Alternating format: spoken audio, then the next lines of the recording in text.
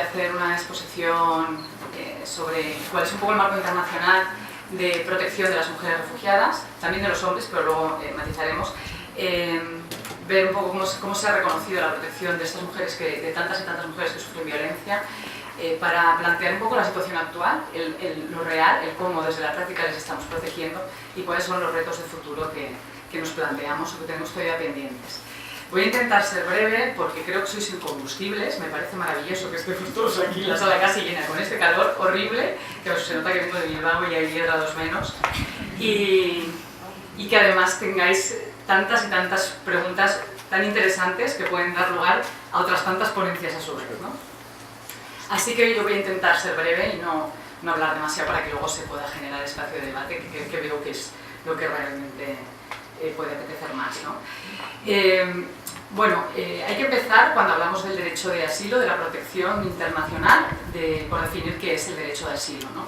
En qué norma aparece por primera vez la palabra asilo, que es la Declaración Universal de los Derechos Humanos.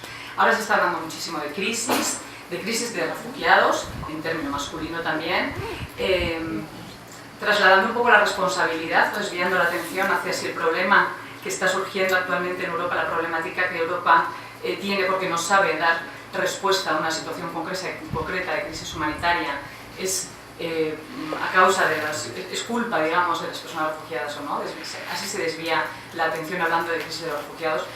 Las crisis son otras muchas, las que generan los desplazamientos forzados son muchas crisis, que son endémicas, que no son nuevas, que llevan generando muchos años población refugiada, ¿no?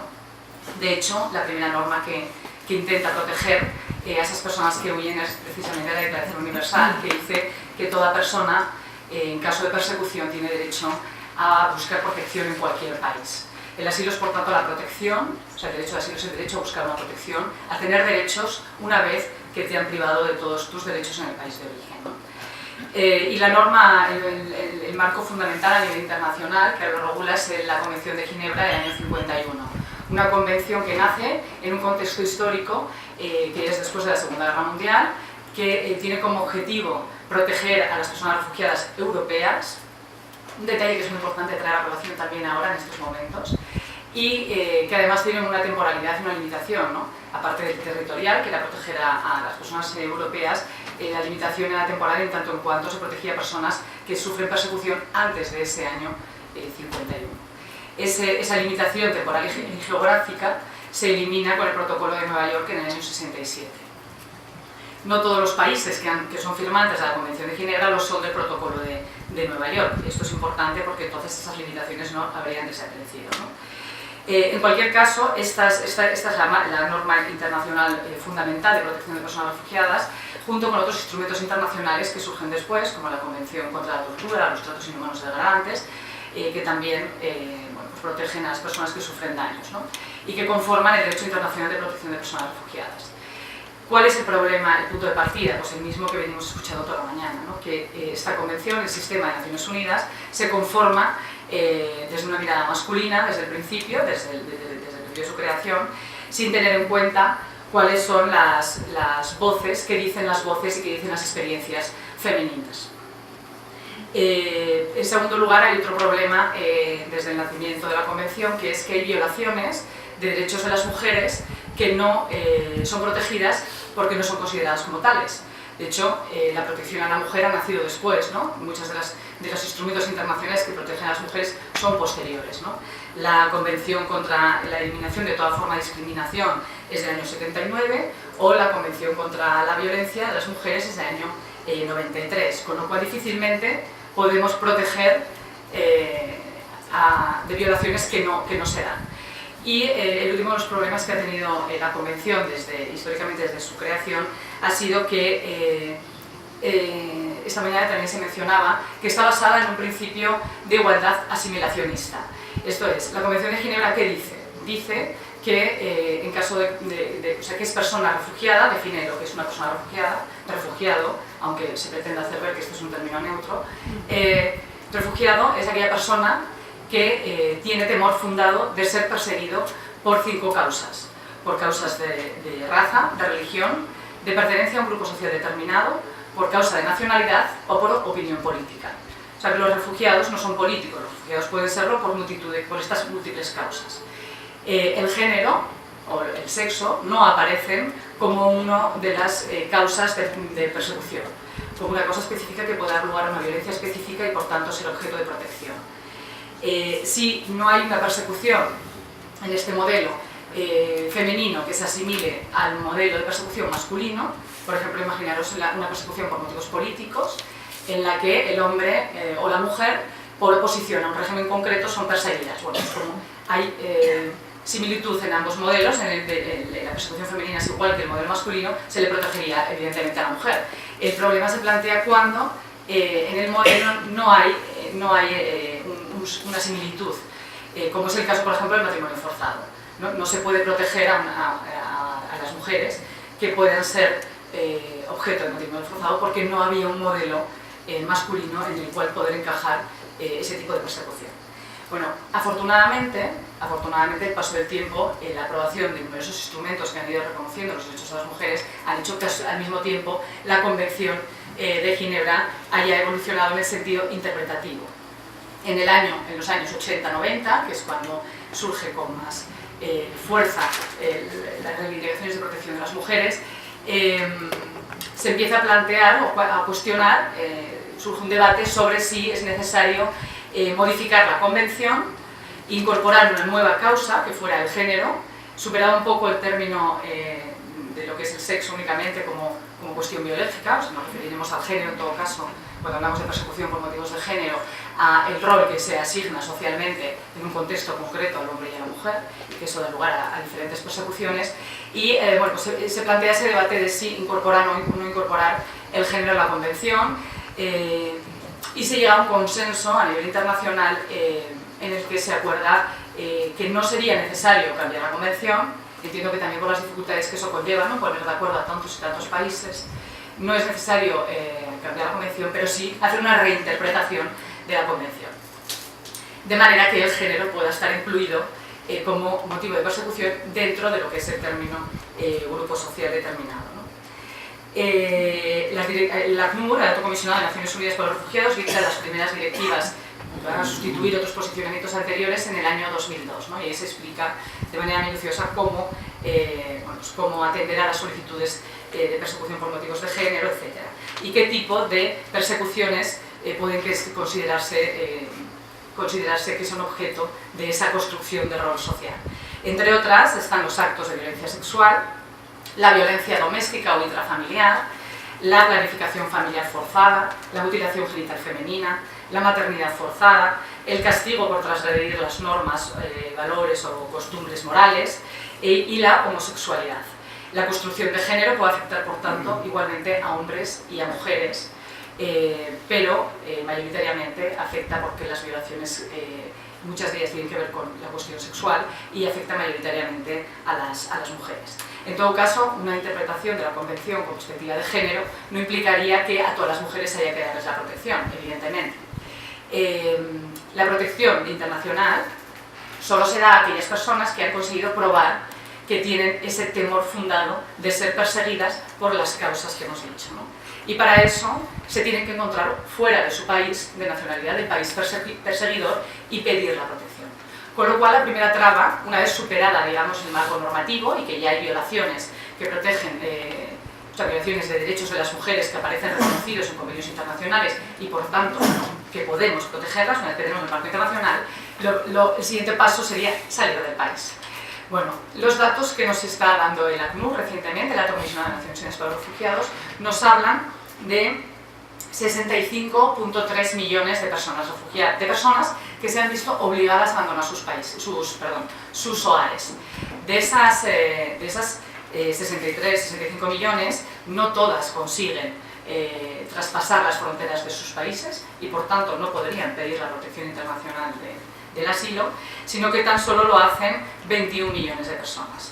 El 86% además de esas personas ni siquiera van a llegar a los países europeos o a países donde les puedan dar una protección en total garantía de dignidad, porque se encuentran más bien en los países limítrofes. En el Líbano, por ejemplo, 1 de cada 3 habitantes es una persona refugiada. En Turquía hay casi 3 millones de personas refugiadas, O en Etiopía, por ejemplo, que parece que los refugiados ahora solo vienen de esa zona de Oriente, y nos olvidamos de África, una vez más, hay 600.000 personas refugiadas. En esas rutas y tránsitos violentos, la violencia contra las mujeres se acentúa. De hecho, Amnistía Internacional recientemente, en enero, publicó un informe en el cual había hecho una investigación, había entrevistado a 40 mujeres y niñas, que habían conseguido llegar a Grecia a través de Turquía, previa ruta de los Balcanes. Y todas manifestaron que habían sufrido en el tránsito acoso, abusos o violaciones. Esta situación que se ha visibilizado a través de este informe de Amnistía y que bueno, pues muchas del resto de las organizaciones nos hemos hecho eco, no es algo nuevo.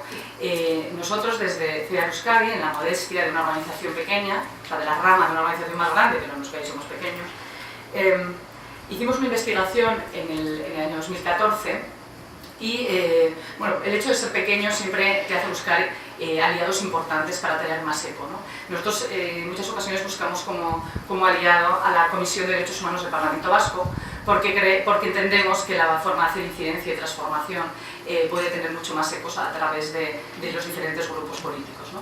Bueno, en una de nuestras investigaciones, trabajando con muchas organizaciones feministas y con organizaciones que han hecho investigación sobre las rutas de las mujeres en África para llegar a Europa, nos preguntábamos qué está pasando con las mujeres africanas que intentan llegar a España, principalmente a través de Melilla, ¿no? Porque la imagen que nosotros tenemos de la valla de Melilla era siempre masculina. Únicamente ha habido 2 mujeres que han saltado la valla de Melilla, ¿no?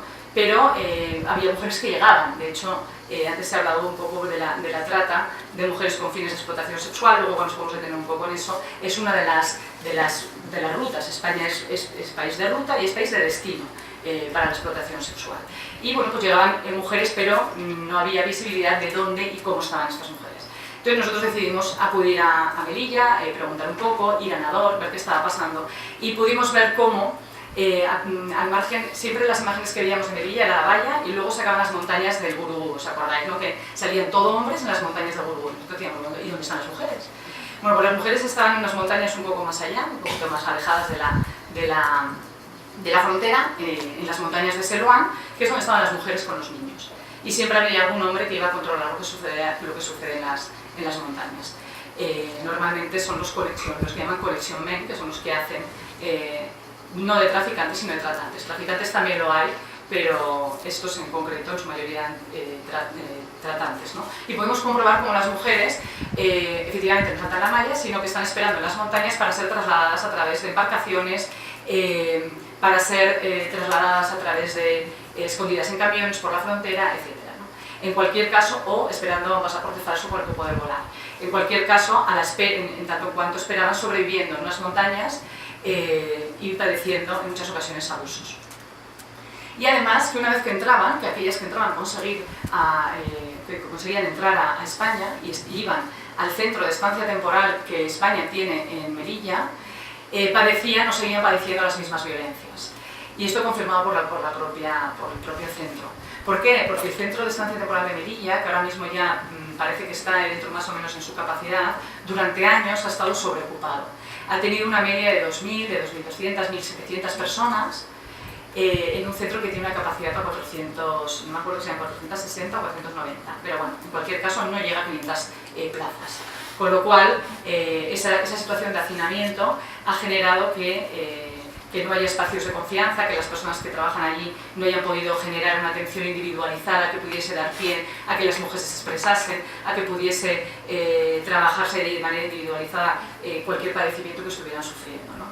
Sino que incluso dentro de los propios centros, esos hombres que controlaban sus vidas, pues estaban conviviendo allí con ellas, ¿no?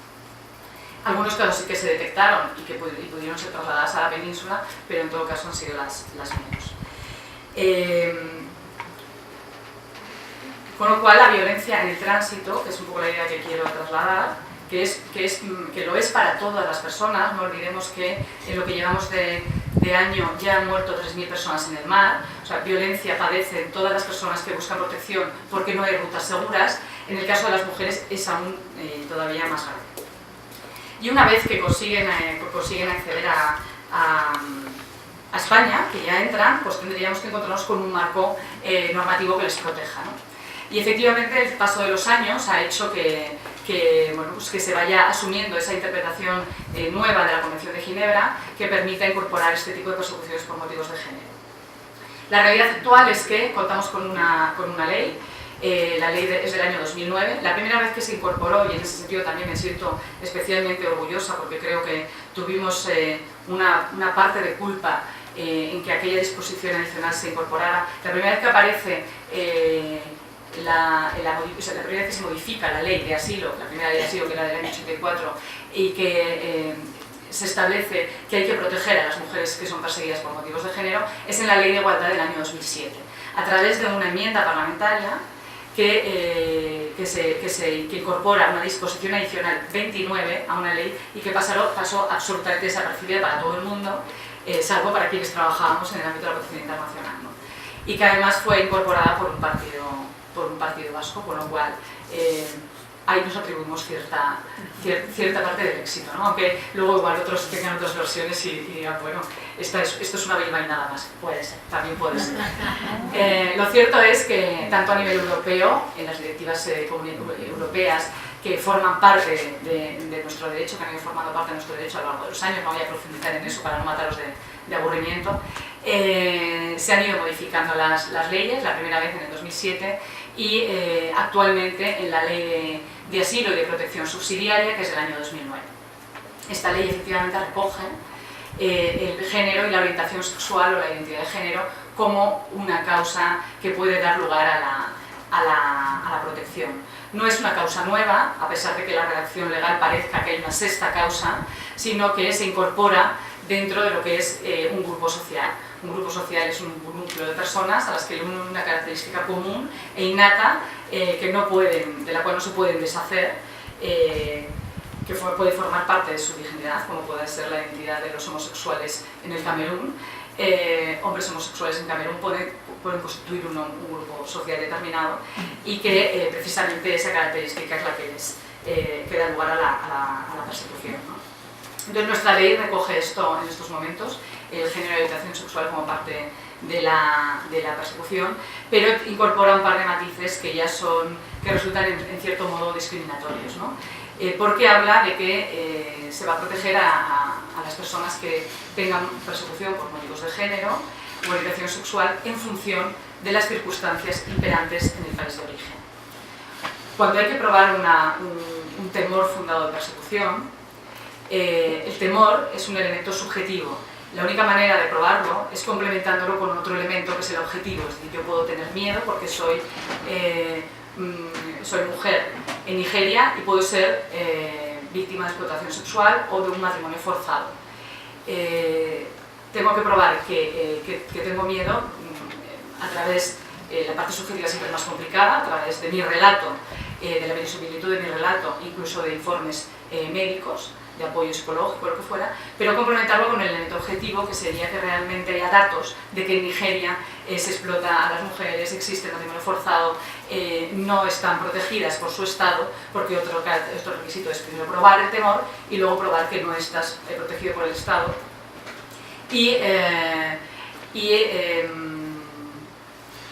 Puedo intentar probarlo por esos dos elementos, pero en el caso de las mujeres y la orientación sexual, eso se da en todas las persecuciones, lógicamente, porque ese elemento objetivo complementa la parte subjetiva, pero en el caso de las mujeres se añade las circunstancias imperantes en el país de origen. ¿Esto qué significa? Que si hoy existe una ley en mi país que penaliza la mutilación genital femenina, ya no voy a ser protegida, aunque yo haya dicho que tengo temor fundado de ser perseguida porque quieren practicármelo. Aunque haya probado que efectivamente, a pesar de que hay una ley que penaliza, no se me está protegiendo porque la práctica se mantiene, pues esta es un poco la situación, ¿no? O que incluso si se cambian las circunstancias del país, entonces ya no voy a ser protegida, a pesar de que igual no haya garantías de seguridad para el retorno. Bueno, hay un añadido, digamos, al resto de los motivos, porque en todos los casos se tienen en cuenta las circunstancias del país, pero expresamente aquí se incluyen. Entonces no acabamos de entender muy bien el porqué, cuál es el objetivo último de que eso aparezca, ¿no? También puede ocurrir que haya países en los que las leyes o sea, en sí mismas sean discriminatorias o penalicen, por ejemplo, una práctica como puede ser la homosexualidad, pero que no se practique. Entonces nos podemos encontrar en el caso contrario, que habría que probar que tengo ese temor porque puede pasarme aunque la ley lo esté, porque la ley lo prohíbe pero no se aplica en la práctica, ¿no? O sea, el caso contrario que he dicho anteriormente. ¿Qué tenemos? ¿Cuáles son los retos que tenemos por delante? Bueno, por un lado tenemos superar este requisito añadido ante las circunstancias imperantes del país de origen, o por lo menos delimitar muy claramente qué es lo que significa, porque se genera una situación de inseguridad jurídica y hace más vulnerables a estas personas. Por otro lado, tenemos que se tiene que superar completamente el concepto del agente perseguidor. Durante años, como esa concepción de la Convención estaba contextualizada sobre todo en una situación de posguerra y de Guerra Fría, se ha entendido que el agente perseguidor normalmente va a ser el Estado. Esto ha sido superado también con el tiempo, porque precisamente, y afectaba especialmente a las mujeres, que en muchas ocasiones el agente perseguidor no es el Estado, sino que son los particulares. Son la familia, es la comunidad que te somete al ostracismo, es el marido, son los padres, o son otros grupos armados, que fue como se empezó a superar este concepto de agente no estatal, son otros grupos armados que no forman parte del aparato del Estado, ¿no? En el caso de las mujeres y de las personas gays, lesbianas, transexuales y bisexuales, ocurre un problema, y es que, como en la mayoría de las ocasiones el agente perseguidor no es el Estado, sino que es la comunidad o es la familia, se plantea un criterio a la hora de decidir si te reconozco o no el estatuto de refugiado, que es la alternativa de la huida interna. Bueno, está bien, ¿no? A ti te persigue tu familia porque vives en la capital del país o vives en una aldea, pero tienes siempre la alternativa de marcharte a otra ciudad, ¿no? Desplazarte internamente, de huir internamente, y por tanto no eres merecedor de protección. Esta es una de las causas que dan lugar a muchísimas denegaciones de protección internacional. Por otro lado, tenemos déficits en el procedimiento. Las mujeres llegan, consiguen pedir la protección, y se supone que nuestra ley dice, en su artículo 46, que a todas las mujeres que puedan ser víctimas de trata, mujeres monoparentales que están solas, embarazadas, niños, niñas, personas mayores, ha de darse un trato más favorable. Y se debe de generar, así lo dicen también las directivas del ACNUR, se debe generar un ambiente que propicie el relato, que propicie el poder acreditar, porque no nos olvidemos que tú tienes que probar que eres persona refugiada, no basta decir que vengo de Siria, no basta decir que soy una mujer perseguida en el Camerún, hay que probarlo, y para eso se tiene que dar un ambiente adecuado, unas circunstancias, la persona entrevistadora en ocasiones es mejor que sea mujer y que no sea hombre, hay que adecuarse a la situación concreta de esas personas. La ley dice que así debe hacerse, pero que eso lo tiene que decir un reglamento. Como no tenemos reglamento desde hace 6 años, porque la ley sí que decía que también que en 6 meses debía aprobarse el reglamento de asilo, y todavía estamos esperando, con el discurso de que, como efectivamente, y es verdad, se ha ido modificando el sistema europeo común de asilo, que es el que ahora se está poniendo en tela de juicio, y que quieren nuevamente reformar, como se ha ido modificando y nuestra normativa se tiene que adaptar a esas reformas, pues cuando terminase, digamos, todo el pack normativo, ya elaboraríamos el reglamento. La cuestión es que se terminó ese pack, o sea, ya tenemos un sistema común que habría entrado en vigor en julio de 2015, y ahora nuevamente estamos pensando en cambiarlo, con lo cual seguimos, bueno, aparte que el gobierno obviamente que nos haga un reglamento ahora, pero seguimos sin reglamento después de 6 años. ¿Qué ocurre al no tener reglamento? Pues que hay cuestiones procedimentales, porque los reglamentos son los que establecen cuál es el procedimiento a seguir, que todavía no tenemos reguladas, y por tanto se tratan en función, pues, de cada oficina de asilo, en función de cada comisaría, de una manera u otra, con total arbitrariedad, ¿no? Y por supuesto, una vez más, quienes salen perjudicadas en toda esta situación son las mujeres y los colectivos más minoritarios. Y por otro lado, tiene que haber un compromiso real de proteger, porque podemos tener la norma, podemos tener ya incluso socialmente aceptado que hay determinadas violencias que tienen que ver con el género y que se deben de proteger a las personas, pero luego no hacerlo. Entonces, para que os hagáis una idea de cómo está la situación, nuestra norma regula dos tipos de estatutos, dos tipos de protección. El asilo, o sea, el que hemos dicho antes, que era la protección digamos, que regula la Convención, y la protección subsidiaria, que se otorga a aquellas personas que no han podido demostrar que son refugiadas, que es a las que le dan el asilo por esos 5 motivos, pero que sí que han podido probar que existe un temor fundado de que en caso de que retornen a su país de origen podrían sufrir un daño grave entendido como una condena a pena de muerte, una violación grave de tortura, daños inhumanos o degradantes, o puede volver a un país donde exista un conflicto generalizado, como ocurre por ejemplo en el caso de Siria. Este estatuto de protección subsidiaria es el que se da mayoritariamente en estos momentos a las personas sirias, porque no consiguen probar que tienen un temor fundado de ser perseguidos ellos personalmente por esas 5 causas, pero sí que proceden de un conflicto generalizado.